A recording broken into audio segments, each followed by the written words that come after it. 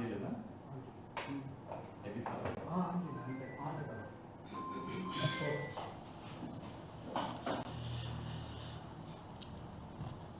(1995) చేయబడినటువంటి వక్ఫ్ చట్టానికి సవరణలు చేసేటువంటి ప్రక్రియలో భారత రాజ్యాంగంలోని వ్యక్తిగత స్వేచ్ఛ,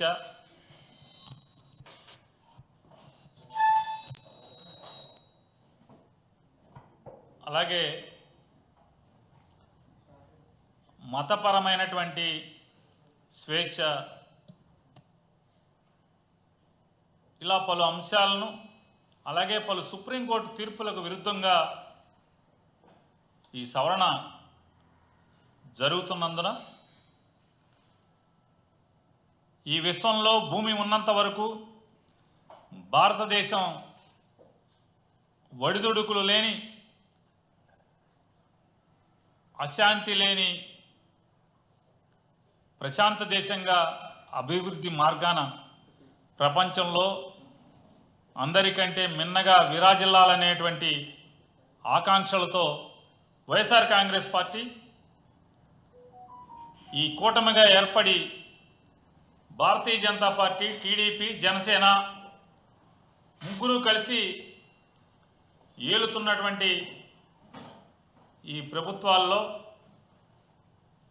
చేసిన రాజ్యాంగ విరుద్ధమైనటువంటి, న్యాయ విరుద్ధమైనటువంటి సవరణలను లోక్సభలోనూ అలాగే రాజ్యసభలోనూ కూడా వైఎస్ఆర్ కాంగ్రెస్ పార్టీ వ్యతిరేకించడం జరిగింది. Telugu Desam party, Bharatiya Janata party, Janasena party ఈ మూడు పార్టీలు కూడా ఎప్పుడైతే మేము వక్ఫ్ చట్టానికి, సవరణ చట్టానికి వైఎస్ఆర్ కాంగ్రెస్ పార్టీ వ్యతిరేకిస్తుంది అని చెప్పంగానే సాక్షి ఆఫీసులన్నీ కూడా వక్ఫ్ ఆస్తుల్లో ఉన్నాయి, అందుకని చెప్పని వీళ్ళు ఆ చట్ట సవరణకి అడ్డుకునే ప్రయత్నం చేస్తున్నారని చెప్పని ఒకళ్ళ మారి కబుర్లు చెప్పారు ఈ మూడు పార్టీల కూటమి వాళ్ళు. వెంటనే సాక్షి యాజమాన్యం తనకున్న ఆస్తుల మొత్తాన్ని లింకు డాక్యుమెంట్లతో సహా బయట పెట్టంగానే మొత్తం మూసుకుని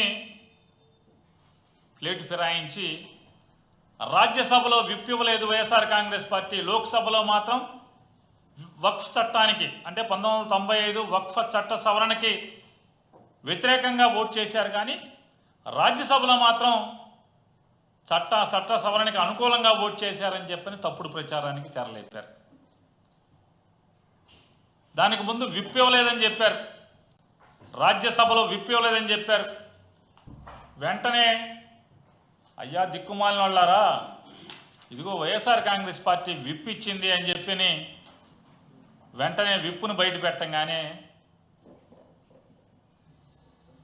మళ్ళీ మూసుకుని, నోళ్ళు మూసుకుని ఓటేయలేదు అని చెప్పని మాట్లాడారు.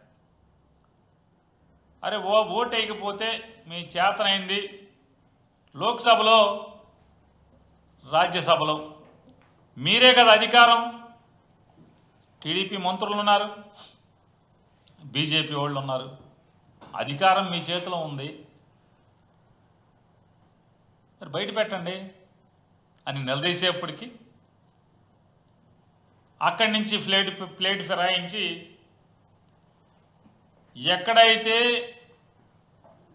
ఈ చట్ట సవరణ ద్వారా, వక్ఫ్ చట్ట సవరణ ద్వారా ముస్లింల్లో, భారతదేశ వ్యాప్తంగా ముస్లింల్లో అభద్రతాభావం జీవం పోసుకుందో, అలజడి ప్రారంభమైందో, వాళ్ళు ఎక్కడైతే నిరసన కార్యక్రమాలకు మొదలుపెట్టారో వెంటనే సిగ్గు ఎగ్గు లేకుండా తెలుగుదేశం పార్టీ, జనసేన పార్టీ ఈ ముస్లింల నిరసన కార్యక్రమాల్లో తగుదనమ్మా అని సిగ్గు లేకుండా బయలుదేరిపోతున్నారు. ఈ ముస్లింల యొక్క అలజడికి, వాళ్ళ అభద్రతాభావం మొదలవటానికి, వాళ్ళ మనోభావాలు గాయపడటానికి కారణం ఎవరయ్యా అంటే చంద్రబాబే. ఈ బిల్లు చంద్రబాబే దీనికి ప్రాణం పోశాడు. ముస్లింల వ్యతిరేకంగా, ముస్లిం మనోభావాలకు వ్యతిరేకంగా జరిగినటువంటి చట్ట సవరణలో చంద్రబాబుదే పాపపు పాత్ర అని భారతదేశం మొత్తం ముస్లిం వర్గాలన్నీ కూడా కూడైకి వస్తున్నాయి, తిడుతున్నాయి, బొమ్మల్ని చెప్పులెట్టి కొడుతున్నాయి ఈ వర్గాలన్నీ తమ నిరసన కార్యక్రమాల్లో. కానీ ఇక్కడ మాత్రం ఏ మాత్రం సిగ్గుపడకుండా, సిగ్గు లేకుండా, అసలు అంటే ఈ సిగ్గు లేకుండా ఉంటాకి ఎంత బరితెగింపు అంటే, ఈ మధ్య అక్కడ ఒక ఎమ్మెల్యే గారు, ఆయన ముస్లిము, ఆయన మాట్లాడతాడు. ఆ ముందున్నటువంటి వేలాది ముస్లిం సోదరులకి ముందు ఆయన చెప్తాడు మైక్లో, నెత్తి మీద టోపీ ఉంటుంది, అదే మక్కా టోపీ. ఆ టోపీ పెట్టుకుని ఆయన చెప్తాడు, నేను మన మతానికి వ్యతిరేకంగా, మన మత మనోభావాలకు వ్యతిరేకంగా జరిగినటువంటి చట్టాన్ని నేను వ్యతిరేకిస్తున్నానంటాడు. నువ్వెవడు వ్యతిరేకించటానికి? నీకేం హక్కు ఉంది? పైన పాపం చేసింది మీరు. చంద్రబాబు నాయుడుకు తెలుగుదేశం పార్టీ ఓట్లు, జనసేన ఓట్లు, ఈ 2 ఓట్లు లేకపోతే ఈ చట్ట సవరణ జరిగేదా లోక్సభలో? నేను అడుగుతున్నాను, చట్ట సవరణ జరిగేదా? పైనేమో ఆ చట్టం సవరణ జరగడానికి ప్రధాన భూమికి మీది, మీరు లేనిదే ఆ చట్టం పాస్ అవ్వదు. భారతీయ జనతా పార్టీ వల్ల, మోడీ వల్ల అది అవ్వదు. ఎందుకని? వాళ్ళ ప్రభుత్వమే నడిచేదే మీ మీద. మీరు మొయ్యకపోతే, భారతీయ జనతా పార్టీ ప్రభుత్వాన్ని మీరు మొయ్యకపోతే ఈరోజు అసలు మోడీ గారు ముఖ్యమంత్రిగా ఉండేవాడా? లేడు కదా. ప్రధానమంత్రిగా ఉండేవాడు కాదు కదా. మోడీ ప్రధానమంత్రిగా ఉండటానికి సరిపడా ఓట్లు లేకపోయినా చంద్రబాబు నాయుడు, పవన్ కళ్యాణ్ మోస్తారు. మరి ఇటువంటి చట్ట సవరణలో మీరు ఇది తప్పు అని చెప్పి, ఈ చట్టం మేము సవరణను వ్యతిరేకిస్తున్నామని కనుక తెలుగుదేశం పార్టీ, జనసేన పార్టీ చెప్తే ఇవాళ ముస్లిమ్స్కి ఈ దేశంలో ఇన్ని కష్టాలు లేవు కదా, ఈ రోడ్లు ఎక్కాల్సిన కర్మ లేదు కదా. ఇవాళ ఇంత పాపం చేసి సిగ్గు లేకుండా, అంటే ముస్లిమ్స్ అంటారు బేషరంగా, ఢిల్లీలో చట్ట సవరణ నీళ్ళే చేస్తారు. చట్టాన్ని మార్పుకి ఢిల్లీలో వీళ్ళే మద్దతు ఇస్తారు. వీళ్ళ లేనిదే ఆ చట్టం పాస్ అవ్వదు, బిల్లు పాస్ అవ్వదు. గల్లీల్లో బేషరంగా వక్ఫ్ చట్టాన్ని మేము వ్యతిరేకిస్తున్నామని చెప్పని బేషరంగా మైకు పట్టుకొని చెప్తారు, నెత్తి మీద టోపీ పెట్టుకొని.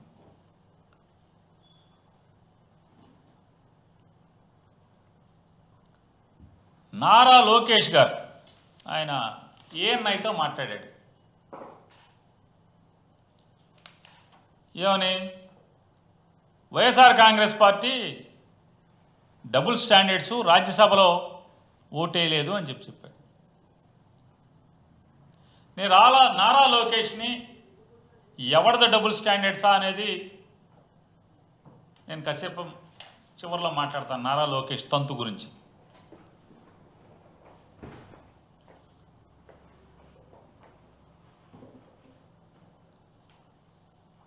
అట్లాగే నేను కేవలం వైఎస్ఆర్ కాంగ్రెస్ పార్టీ సభ్యుడిగా కాకుండా ఒక హైందవ సాంప్రదాయాన్ని లేదా హిందూ మత ఆచారం ప్రకారం దేవుళ్లను మనస్ఫూర్తిగా నాకు కష్టం వచ్చినప్పుడు, బాధ వచ్చినప్పుడు ఖచ్చితంగా తలుచుకునేటువంటి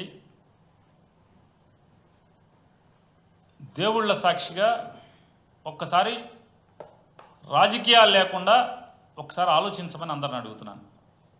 ఇవాళ మనం హిందూ దేవాలయాల్లో బయట ఆ హిందూ దేవాలయాల ఆస్తుల్లో అన్యమతస్థులకి అంగళ్ళు కూడా ఉండకూడదు అని మనం గట్టిగా మాట్లాడుతున్నామా? మాట్లాడలేదా? మాట్లాడుతున్నాం. హిందూ దేవాలయాల్లో అన్యమతస్థులు ఉద్యోగస్తులు కూడా ఉండటానికి వీల్లేదు అని మనం గట్టిగా వాదిస్తున్నాం, మాట్లాడుతున్నాం, పోట్లాడుతున్నాం. ఉంటే తొలగించమని డిమాండ్ చేస్తున్నాం. ఆఖరికి పూర్వం ఎక్కడన్నా అన్యమతస్థులకి షాపు అంగడి అద్దెకిచ్చుంటే కూడా ఖాళీ చేయించమని కూడా మనం డిమాండ్ చేస్తున్నాం. ఇవాళ చంద్రబాబు నాయుడు, పవన్ కళ్యాణ్, మోడీ ఈ ముగ్గురు కలిసేటువంటి చేసిన చట్ట సవరణ ఏంటో తెలుసా అండి? ఇప్పుడు మనకి ఒక టీటీడీ టెంపులే మనం చాలా గొప్పగా మనం భావిస్తాం, ప్రశస్తమైనదిగా,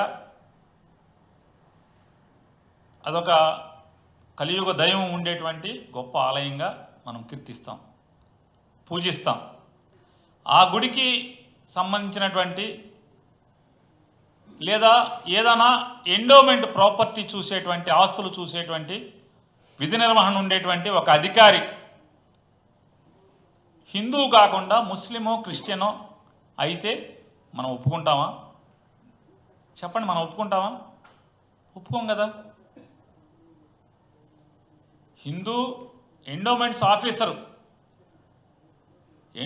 డిపార్ట్మెంట్లో ఆఫీసరు ముస్లిమో క్రిస్టియనో అయితే మనం ఒప్పుకుంటామా? కానీ చట్ట సవరణ ఏం చెప్తుందండి?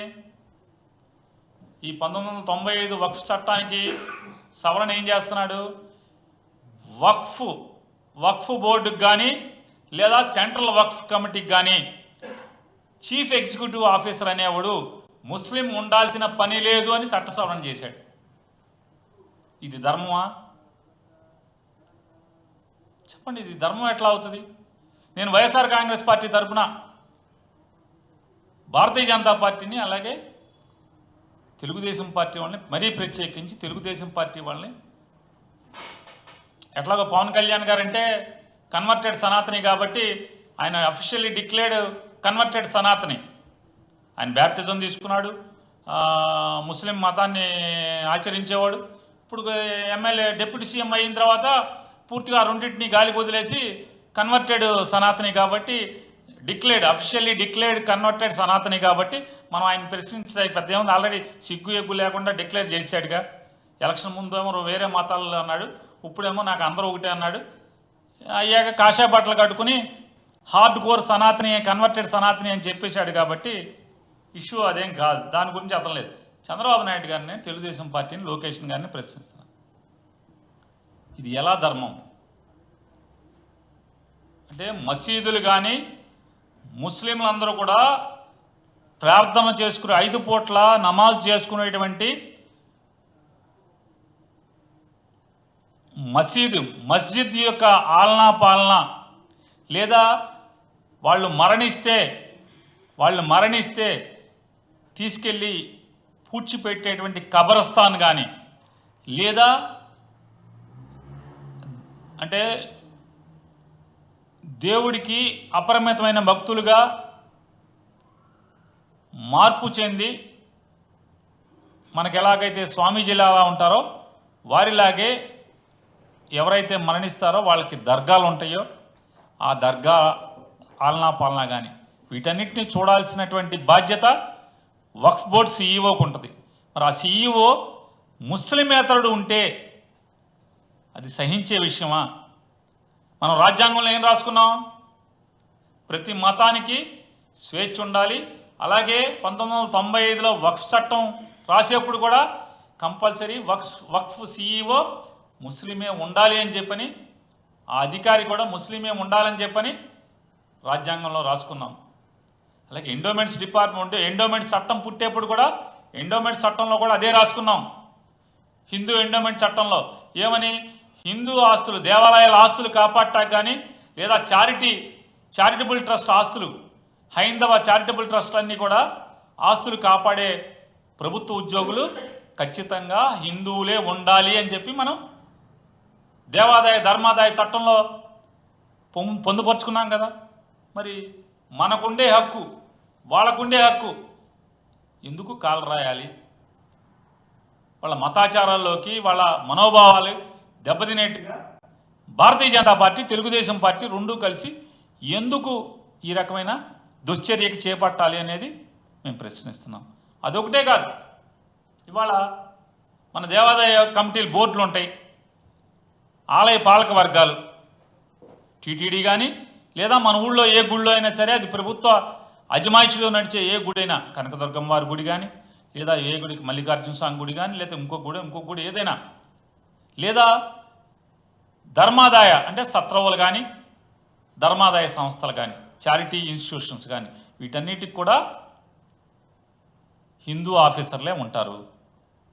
మరి అటువంటి దాంట్లో కమిటీలు కూడా మెంబర్లందరూ కూడా హిందువులే ఉంటారు. ఇప్పుడు టీటీడీ ఆలయ పాలకవర్గంలో అందరూ హిందువులే కదా, లేదా కనకదుర్గమ్మ అమ్మవారి ఆలయాల్లో అందరూ కూడా హిందువులే కదా, లేదా ఆఖరికి ఏ చిన్న గ్రామంలో మంచి ఆదాయం ఉన్న టెంపుల్ ఉంటే అది ఎండోమెంట్స్ డిపార్ట్మెంట్ అజమాయిషీలో ఉంటే మొత్తం అందరూ కూడా హిందువులనే కమిటీ మెంబర్లుగా వేస్తాం కదా. వీళ్ళ దుర్మార్గం చూడండి. ఇవాళ ఆ కమిటీల్లో, వక్ఫ్ కమిటీల్లో ఇద్దరు ముస్లిమేతరులు ఉండాలి అని చట్ట సవరణ చేస్తారు. అంతకతేమేమో అందరూ కూడా ముస్లింలే ఉండాలి అని చెప్పి చట్టం చెప్తుంటే 1995 వక్ఫ్ చట్టం, ఇవాళ మోడీ, చంద్రబాబు నాయుడు, పవన్ కళ్యాణ్ కలిసి ఈ చట్ట సవరణ ఏం చేశారా అంటే వక్ఫ్ బోర్డుల్లో కూడా ఇద్దరు నాన్ ముస్లిమ్స్ ఉండాలి అని చెప్పి చట్ట సవరణ చేస్తారు. ఇది రాజ్యాంగానికి విరుద్ధం కాదా? సుప్రీంకోర్టు తీర్పులకు విరుద్ధం కాదా? లేదా నైతికంగా ధర్మంగా ఆలోచించినా కూడా ఇది తప్ప ఒప్ప? తప్పే కదా. ఇది దేశానికి ఏ రకంగా ఉపయోగం అని నేను అడుగుతున్నాను. దేశానికి ఏ రకంగా ఉపయోగం? వక్ఫ్ బోర్డుల్లో ముస్లింలు కానోళ్ళు ఉండొచ్చు, వక్ఫ్ బోర్డు CEO ముస్లిం కానోడు ఉండొచ్చు, వక్ఫ్ బోర్డులో ఇద్దరు సభ్యులు నాన్ ముస్లిమ్స్ ఉండొచ్చు కూడా కాదు, ఉండాలి. ఎక్కడన్నా ముస్లిం ఆస్తులు ఉంటే వాటికి సరైన డాక్యుమెంట్స్ లేకపోతే కనుక ఎప్పుడైనా ఇదివరకు సంవత్సరం లోపు మాత్రమే డిస్ప్యూట్ రైజ్ చేయాలి. ఎక్కడన్నా ఉంటే కనుక డిస్ప్యూట్ ఉంటే, ఏదన్నా వక్ఫ్ ఆస్తితో ఎవరికన్నా అంటే గజెట్ డిక్లరేషన్ తర్వాత,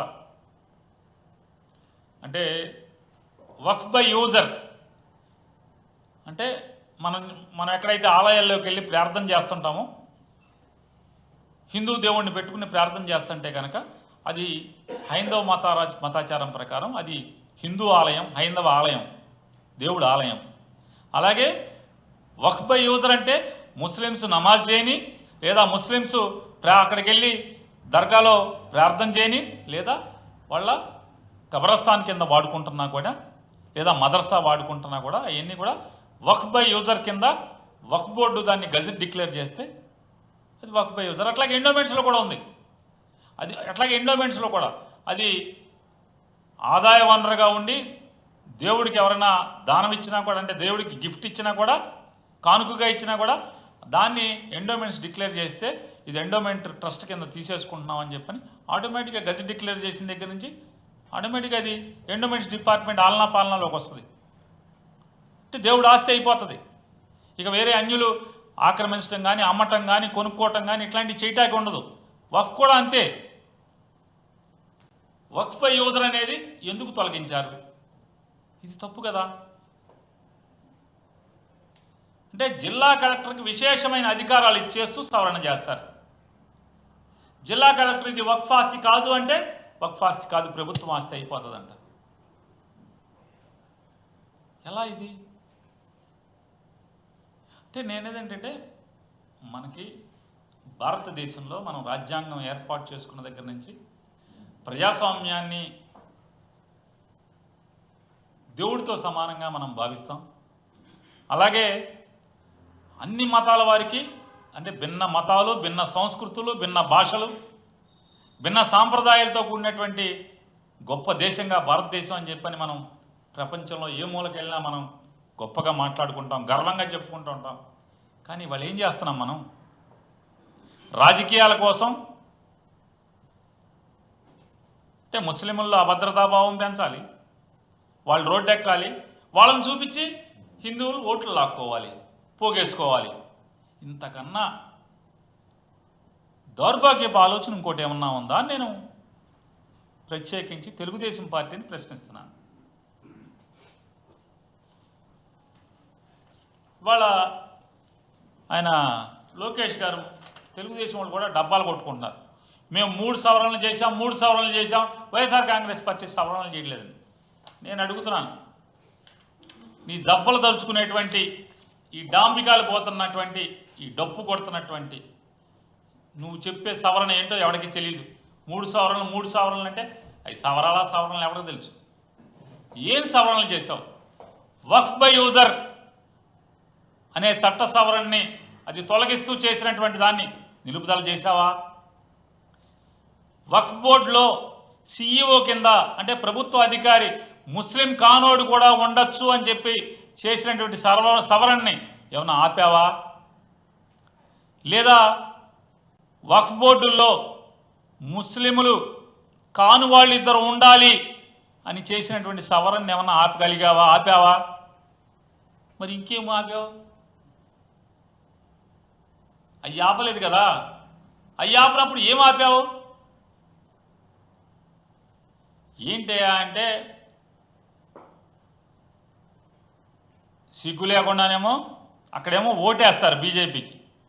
బీజేపీ చెప్పిందల్లా వంత పాడతారు. అక్కడ ఓటేసి వచ్చి ఇక్కడ సిగ్గు లేకుండా మేము ఓటేయలేదని చెప్తారు, మేము ముస్లింలను కాపాడుతామని చెప్తారు, మేము ఈ చట్టాన్ని వ్యతిరేకిస్తామని చెప్తారు. నేను లోకేష్ని ఛాలెంజ్ చేస్తున్నాను, మీ నాన్నగారికి మీకు నిజంగా కలేజా ఉంటే 2 విషయాల్లో మేము చెప్పినట్టు చేయండి. మమతా బెనర్జీ చెప్పినట్టుగా నేను నా రాష్ట్రంలో వక్ఫ్ అమెండ్మెంట్ చట్టాన్ని అమలు చేయను అని చెప్పని ఆవిడ అసెంబ్లీ తీర్మానం చేసేస్తాను, మీరు చేయండి.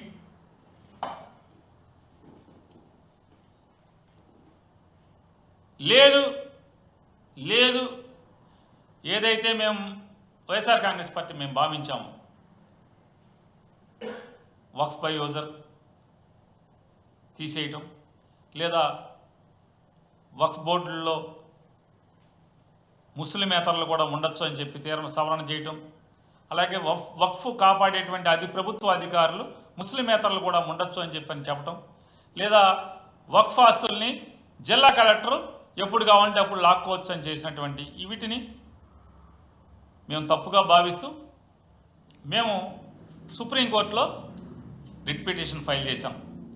19575 ఆఫ్ 2025 మా రిట్ పిటిషన్ నంబర్ 19575 ఆఫ్ 2025 అనేటువంటి రిట్ పిటిషన్ని మేము కేంద్ర ప్రభుత్వానికి వ్యతిరేకంగా, ఈ చట్ట సవరణకి వ్యతిరేకంగా మేము రిట్ పిటిషన్ దాఖలు చేశాం వైఎస్ఆర్ కాంగ్రెస్ పార్టీ. మీరు దావా చేయండి, మీరు కూడా చేయండి, రండి. ఏదో చెప్తున్నారు కదా, పాపం ఊళ్ళో అమాయకులైన ముస్లింలు దొరికారు, ఎందుకని ఎదురు చెప్పలేరు? మీకు అధికారం మీ చేతిలో ఉంది. వైఎస్ఆర్ కాంగ్రెస్ పార్టీలో మంత్రులు చేసిన వాళ్ళను అందరిని ఎవడబడితే ఆడిని ఎంపీలని, సిట్టింగ్ ఎమ్మెల్యేలని బుడపడామంట జైల్లో వేస్తామని చెప్పి జైల్లో వేసినట్టు ఇవన్నీ చెప్తున్నారు కదా. మరి భయంలో ఉన్నారు వాళ్ళు పాపం. మంత్రులు చేసినోడికి, ఎమ్మెల్యే చేసినోడికి, ఎంపీలు చేస్తున్న వాళ్ళకే దిక్కులు లేవు. చంద్రబాబును లోకేష్ కలిసి జైల్లో వేస్తామంటున్నారు అని చెప్పేటువంటి భయపడుతున్నటువంటి అమాయకమైనటువంటి ముస్లింల దగ్గర మేము ఈ చట్టాన్ని వ్యతిరేకిస్తామని చెప్పని టోపీలో పెట్టుకుని నిరసన కార్యక్రమాల్లో పాల్గొని సిగ్గు లేకుండా, ఇంకా అసలు దేవుడు ఎంత గొప్పలే, మీరు అసలు సిగ్గు ఎగ్గు లేకుండా ఆ చట్టాన్ని మీరే చేస్తారు. ఇక్కడికి వచ్చేమో ఆ చట్టాన్ని మేము అమలు చేయమని చెప్పని వ్యతిరేకిస్తాము, అమలు చేయటం కాదు వ్యతిరేకిస్తామని చెప్పని ఇక్కడ మీటింగుల్లో చెప్తారు, ముస్లిమ్స్ మీటింగుల్లో. ఇటువంటి దిక్కుమాలిన దౌర్భాగ్యపు రాజకీయాల్ని కట్టిపెట్టమని చెప్పని, బేషరం పనులు మానేయమని చెప్పని తెలుగుదేశం పార్టీ వారికి హెచ్చరిక చేస్తూ, మరీ ప్రత్యేకించి చంద్రబాబు నాయుడు గారికి, లోకేష్ నాయుడు గారికి ఇద్దరికీ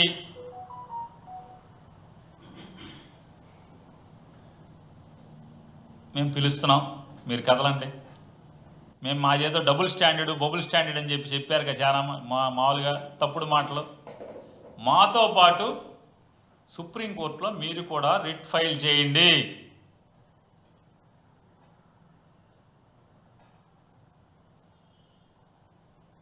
ఎందుకంటే మేము చెప్పేవి ఆ చట్టంలో, కొత్త చట్టంలో వచ్చినాయి కాబట్టి. ఏది, వక్ఫ్ బోర్డు సిఈఓ ముస్లిమేతరులు ఉండొచ్చు, అలాగే వక్ఫ్ బోర్డులో సభ్యులుగా 2 ముస్లిమేతరులు ఉండాలి.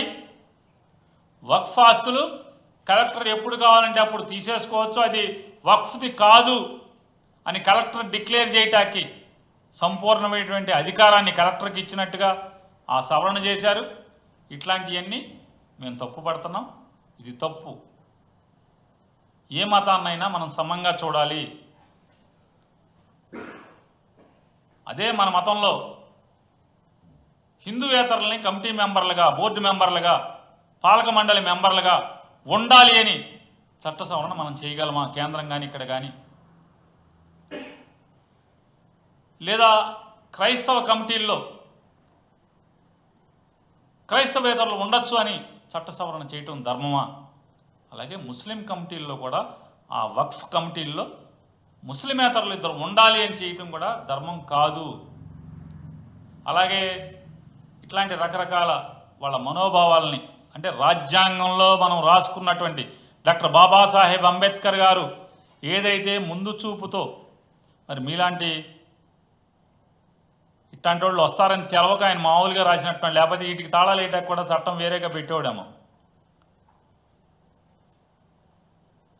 ఈ రకంగా బాబాసాహెబ్ అంబేద్కర్ గారి రాసుకున్నటువంటి రాజ్యాంగానికి తూట్లు పొడుస్తూ, దానికి వ్యతిరేకంగా, సహజ న్యాయాలకి విరుద్ధంగా, సుప్రీంకోర్టుల తీర్పులకి భిన్నంగా, విరుద్ధంగా జరిగినటువంటి చట్ట సవరణ ఇప్పటికైనా పునరాలోచన చేసి వెనక్కి తీసుకోమని చెప్పని, భారతదేశంలో వ్యక్తిగత స్వేచ్ఛ, మత స్వేచ్ఛ, ప్రార్థనా స్వేచ్ఛ, ఇటువంటి తూట్లు పొడిచేదానికి ఎవరు కూడా ప్రయత్నం చేయకూడదు.